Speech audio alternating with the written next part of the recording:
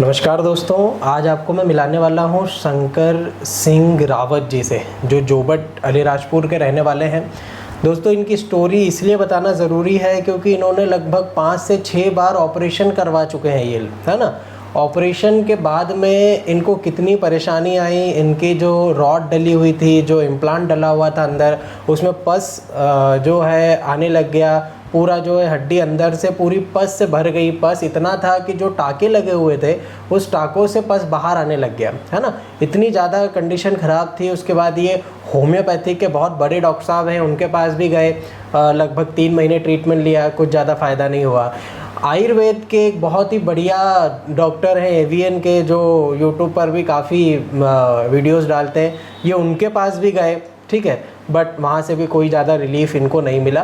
तो बहुत सारी कॉम्प्लिकेशन ये मेरे पास लेकर के आए हैं। आज वही अपन डिस्कस करते हैं कि क्या क्या प्रॉब्लम इनको हुई है और कितना इनको रिलीफ हमारे 1 महीने के ट्रीटमेंट से मात्र मिला हुआ है, कैसे एवीएन हुआ, सारी चीज़ें जानते हैं। नमस्कार शंकर जी, आप व्यूवर्स को ये आपको क्या क्या चीज़ें हुई है ना, बताइए।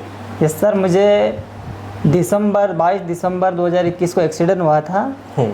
तभी मेरा फीमर फ्रैक्चर हो गया था। उसके बाद में मैंने बड़वानी जिला अस्पताल में गया, तो वहाँ पर डॉक्टर ने रोड डाल दी अंदर से। अच्छा। और उसके बाद में 10 दिन के बाद पस आ गया था। फिर डॉक्टर के पास गया मैं, तो 5-6 दिन वहाँ रख के पस कल्चर साफ किया। तो जो पस कल्चर आ रहा था वो थोड़ा सा आ रहा था, वो साफ हुआ। लेकिन 1 हफ्ते के बाद में हिप जॉइंट में पस चालू हो गया। अच्छा, जबकि हिप जॉइंट में कोई चोट नहीं लगी थी? कोई चोट नहीं। आपके फीमर का, इनके जो फीमर है वो बीच से टूटी थी, है ना, मतलब उसका हेड तो अच्छा था। हेड तो अच्छा था। ठीक है, फिर क्या हुआ? उसके बावजूद फिर हम डॉक्टर के पास गए, तो मेडिसिन लिख दी, एलोपैथिक वाली भेज दिया। हमने उसको खाई, बंद नहीं हुआ। उसके बाद और गए और एक्सरा करवाया, फिर मेडिसिन लिख दी, फिर बंद नहीं हुआ। अच्छा, हम ऐसे करते करते 2-4, फिर उसके बाद जो झाड़ फूक वाले हैं उनसे बताया, ठीक है, उनसे भी नहीं सूख रहा। ऐसे करते करते कम से कम 5 से 6 महीने हो गए। फिर उससे बाद हमने सोचा कि इस डॉक्टर से अब समझ में नहीं आ रहा, तो फिर हम दाहोद चले गए। अच्छा, दाहोद गए तो उन्होंने बोला कि आपको हिप जॉइंट में पस पड़ गया, हिप जॉइंट खराब हो सकता, गोला फिर बदलना पड़ता। उन्होंने 1 हफ्ते की दवाई दी। उसमें 1 हफ्ते में नहीं सूखे तो उन्होंने वापस आने का बोला। हमें नहीं सूखा तो वापस गए, तो अंदर से निकाल के बाहर से डाल दी। अच्छा, मतलब जो प्लेट अंदर डली हुई थी हड्डी के, उसको निकाल के बाहर से फिर उन्होंने बाहर से डाल के स्क्रू लगा दी। जिससे मेरा फिर घुटने का मूवमेंट भी रुक गया। अच्छा, मतलब पहले तक घुटना चल रहा था, जैसे ही सर्जरी हुई घुटना भी खत्म, जाम हो गया पूरा। मैं वहाँ गया तो वो कहते इसको हटा के फिर अंदर से डालना पड़ेगी। अच्छा, बाहर से हटा के अंदर से डालना पड़ेगा कह रहा। मैं डर गया, और ऑपरेशन कितना कराऊं, इसी में कहीं हड्डी जुड़ती है तो जुड़ जाएगी। ऐसे कहते मैं 3 से 4 महीने उसको रखा, तो हड्डी तो जुड़ गई, लेकिन घुटना खराब हो गया। अच्छा, ऐसे करते करते फिर उसके मैंने वापस बड़वानी गया, दूसरी हॉस्पिटल में गया। वहाँ पर उन्होंने बाहर से निकाल के ने अंदर से प्लेट डाल दी। और अच्छा, जो घुटने से डाली, जिससे मेरे घुटने में फिर पस चालू हो गया। अच्छा, तो 15 दिन रहा, सूखा। जब नेल डली तो यहाँ जहाँ फीमर फ्रैक्चर था, पस नहीं आ रहा था। 15-20 दिन के बाद फीमर फ्रैक्चर, जब फ्रैक्चर था उसी घाव से पस आ गया। अच्छा, मतलब घुटने से भी फिर घाव आने लग गया। और जहाँ फ्रैक्चर था सबसे पहले वहाँ से भी आने लग गया। अच्छा, मैंने डॉक्टर के पास फिर 1 महीने हो गया, तो फिर 40 दिन के बाद गया, तो डॉक्टर ने देखा, एक्सरा करवाया और अंदर से निकाल दी। अच्छा, फिर से निकाल दी? हाँ, फिर से निकाल दी। फिर कोई नहीं डाला प्लांट वगैरह, वो कहता हो जाएगा, लेकिन वो पस बंद नहीं हो रहा। तो हम फिर भरोसा फिर उठ गया। उसके बाद हमने बड़ौदा गए। बड़ौदा में पस कल्चर की रिपोर्ट करी, पर उन्होंने सिर्फ पस साफ करा। अच्छा। बाकी कोई हाथ नहीं लगा। तो पस कल्चर साफ करने के बाद में मात्र कम से कम 10 से 15 दिन सूखा हुआ रहा, लेकिन हिप जॉइंट से थोड़ा थोड़ा पस आना चालू हो गया। अच्छा, इसके बावजूद हम अब कम से कम 2 महीने तो उससे पहले गोलियां ले ली थी। 1 महीना ऑपरेशन के बाद ले ली, 15 दिन की और दे दी। उसके बाद में 3.5 महीने लगभग हो गए। हमने बोला कि इस डॉक्टर को 3.5 महीने लगभग हो गए, पैर को कुछ समझ में नहीं आ रहा, कोई जगह बताएं। तो किसी ने बोला कि जयपुर में अच्छा घुटना मूवमेंट का खुलवा देते, बिना ऑपरेशन, ज़्यादा चीरा फाड़ी नहीं। हम वहाँ गए, घुटने का ऑपरेशन हुआ, यहाँ से लेकर यहाँ तक हुआ। Allopathic doctor? हाँ, एलोपैथिक से। तो घुटना खुल तो गया था 90 डिग्री से ऊपर, परंतु धीरे धीरे जो स्पेस थे कम हो गए और मेरा घुटना धीरे धीरे वापस जाम हो गया। फिर क्या करूं, ऐसे करते करते मेरे को एलोपैथिक से था। उसके बाद में हमने होम्योपैथी अपनाई, क्योंकि पेट खराब हो जाएगा गोलियां खा खा के। तो होम्योपैथी अपनाई, 2 से 3 महीने का होम्योपैथी ली, उससे भी कुछ भी नहीं हुआ। अच्छा। उसके बाद जो आयुर्वेदिक चलनी दी, थेरेपी करवाई, फिजियोथेरेपी 7 दिन की करवाई, वो कपिंग थेरेपी आती वो। उन्होंने बोला हो जाएगा, दवाई से हो जाएगा, ये हो जाएगा। 7 दिन हो गए, पर 2 महीने की मेडिसिन दे दी, उसमें भी कुछ भी इम्प्रूव नहीं आया। अच्छा। 2 महीने के बाद दर्द ऐसा चालू हुआ कि मेरे को बेड से नहीं उठ पा रहा मैं। अच्छा। बाथरूम भी नहीं जा पा रहा। मतलब आपकी जॉइंट्स की जो स्पेस अच्छी थी, हाँ, वो भी स्पेस अब आपस में हड्डियां चिपकने लग गई। जो थे 1 महीने जहाँ वहाँ पर जो कपिंग थेरेपी लेने गया था, तब एक्सरे में देखा था कि थोड़ा खुला था स्पेस, लेकिन उसकी 1 महीने की दवा खाने से देखा कि और चिपक गया। अच्छा अच्छा। तो उसके बाद 1 महीने की मेडिसिन और बची थी, मैंने उसको भी चलो इतनी महंगी लाया था, खत्म करी। लेकिन दर्द इतना बढ़ गया कि मैं यहाँ से उठ के ना यहाँ नहीं जा पा रहा। अच्छा। बेड पे से उठ के ना पेशाब नहीं कर पा रहा। अच्छा अच्छा। फिर अब मैंने पड़े बेड पे पड़े फिर कुछ खोजे तो आपका वीडियो मिला। फिर 2-4 वीडियो देखी, फिर आपने कुछ चीज़ें ऐसी बोल ली कि जिससे हमारे को उत्साह कॉन्फिडेंस आए। मैंने बात करी, फिर अपॉइंटमेंट लिया। फिर बात आपने अपॉइंटमेंट दिया, तब फिर आप कहते कि 1 से लेकर कम से कम 25 दिन का वेटिंग। हाँ, तो मैंने बोला सर मेरे को बहुत दर्द है। तो आपने बोला कि ठीक है, 5 दिन के बाद में। ठीक है। तो फिर 5 दिन के बाद आपसे ऑनलाइन बात हुई और आपने मेडिसिन भेजी, जिससे मेडिसिन खाई तो मेरे को फिर थोड़ा थोड़ा आराम आने लगा और आज मैं फिर आपकी क्लिनिक पर पहुंचा। अच्छा, मतलब हमारे से ट्रीटमेंट लेने से पहले आपकी कंडीशन ऐसी थी कि आप बेड से उठ के बाथरूम भी नहीं जा पा रहे थे, और आज आप 1 महीने के ट्रीटमेंट से जोबट से यहाँ पे बस से आए हैं, है ना? हाँ, फिर मैंने आपने बोला MRI करवाने का, तो बोला सर मैं अभी उठने की स्थिति में नहीं हूँ, मेरे को थोड़ा आराम आ जाएगी तो मैं आके ना करवा लूँगा ना, एक बार आपसे मिलूँगा। तो फिर मैं अभी 1 महीने की दवाई लगभग दीपावली से पहले, फिर ये 18 को ख़त्म हुई, तो मैंने दीपावली को पहले आपने छुट्टी का बोला था। मैंने पूछा सर मेरे को दवाई ख़त्म होने वाली है, आप अपॉइंटमेंट देते हैं? तो मेरे को मालूम था कि इतने दिन का देते हैं, तो मैंने पहले फिर अपॉइंटमेंट बुक करवाया। फिर आपने बोला 18 तारीख को आ जाना।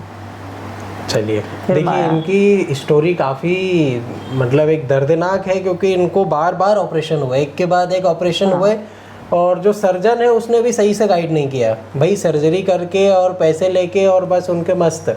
उसके बाद आफ्टर सर्जरी वो कैसे हैं, सर्जरी के बाद में पेशेंट की क्या हालत हो रही है, उस पर कोई ध्यान नहीं देता।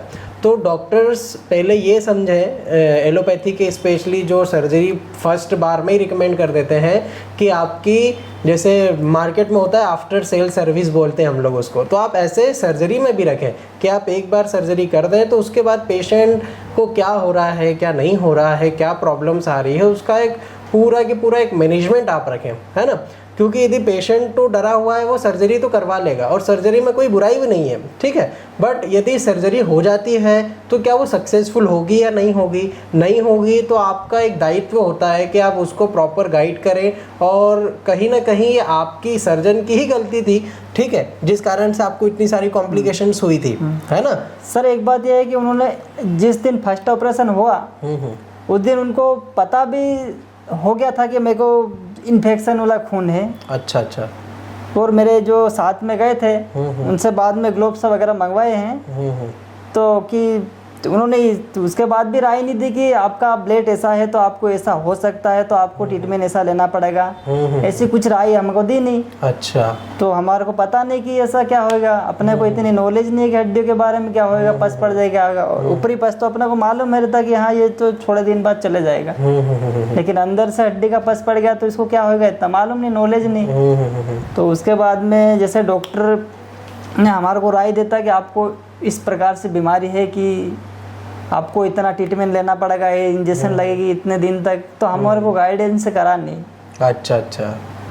बाद में भी आप गए तो भी कुछ तो भी कुछ नहीं बोला कि आपको हड्डियाँ खराब हो रही, यूँ भी नहीं बोला। और हमने बोला कि कम से कम 3 महीने बाद गए थे हम, तो हमने बोला सर मेरे को यहाँ पर कूल्हे में जब इतना दर्द हो गया था कि मैं ऐसे उठूँ तो थोड़ी देर पैर वजन लेके खड़ा होना पड़ता था। तो मैंने बोला सर मेरे को दर्द बहुत हो रहा है, कि राड़ चुभ रही है, क्या करा मैं, तो राड़ निकाल दो। तो वो कहता कि नहीं अभी हड्डी जुड़ी नहीं है तो राड़ निकल नहीं सकती।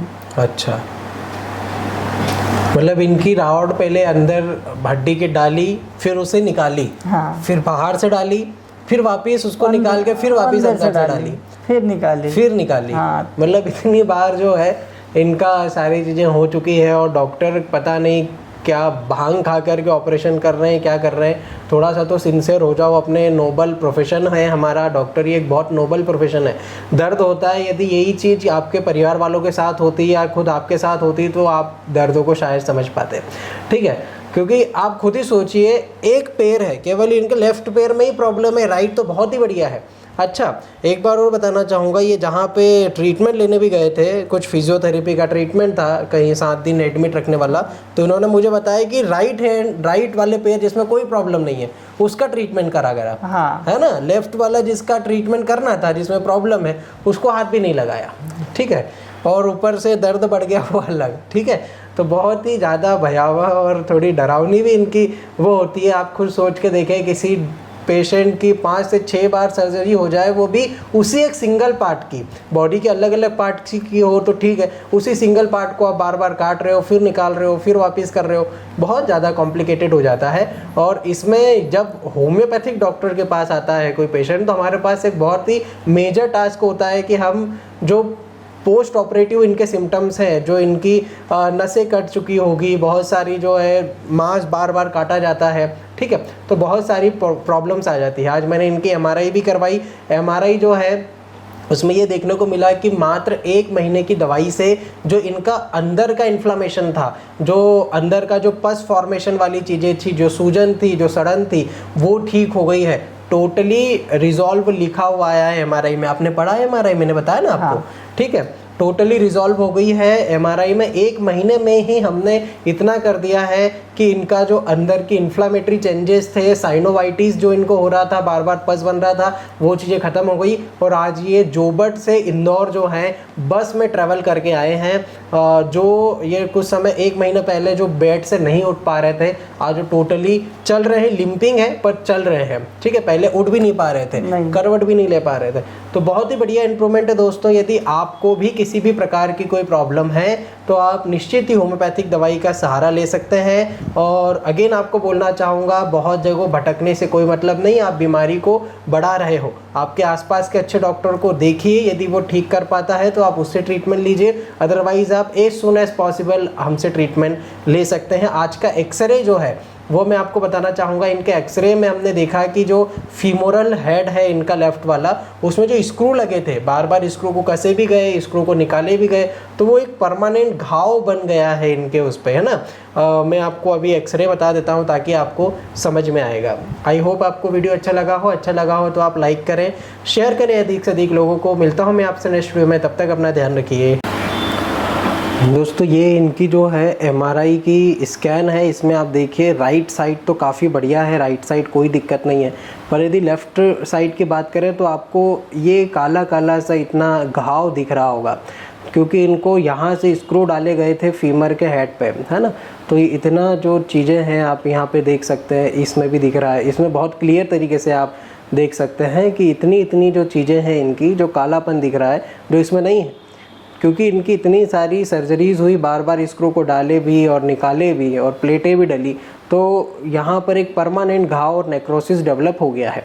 ठीक है, वहीं पर यदि मैं एक्सरेज की बात करूँ तो आप देखें राइट साइड में जो इनका जॉइंट स्पेस है काफ़ी बढ़िया है ना, राइट साइड कोई दिक्कत ही नहीं है इन्हें। ठीक है, बट लेफ्ट साइड में आप देखें तो यहाँ पे स्क्रू का एक बहुत बड़ा होल दिख रहा है आपको। ये जो होल है ये स्क्रू का होल है, आपको दिख रहा होगा है ना, ये स्क्रू का होल है। और इसी के साथ में ये फीमर का हेड धीरे धीरे थोड़ा कोलैप्स हुआ है, साथ ही साथ इस हिप की हड्डी से इस फीमर की हड्डी फ्यूज़ होने लग गई है। ऑस्टियोआर्थराइटिस, सीवियर ऑस्टियोआर्थराइटिस डेवलप हो रहा है। वहीं पर बोन अलाइनमेंट देखें तो बोन अलाइनमेंट बिगड़ा हुआ है, ये वाली जो हड्डी है ये ऊपर हो गई है, जिससे लेफ्ट वाला पैर इनका छोटा और पतला होने लग गया है। ठीक है, काफ़ी कॉम्प्लिकेटेड इस चीज़ें हैं, बट श्योरिटी के साथ ये जब हमसे रेगुलर ट्रीटमेंट लेंगे तो ये सारी चीज़ें नॉर्मलाइज हो जाएगी, कोई दिक्कत नहीं होगी। आशा करता हूँ आपको समझ में आया होगा। मिलता हूँ नेक्स्ट वीडियो में, तब तक ध्यान रखिए, नमस्कार।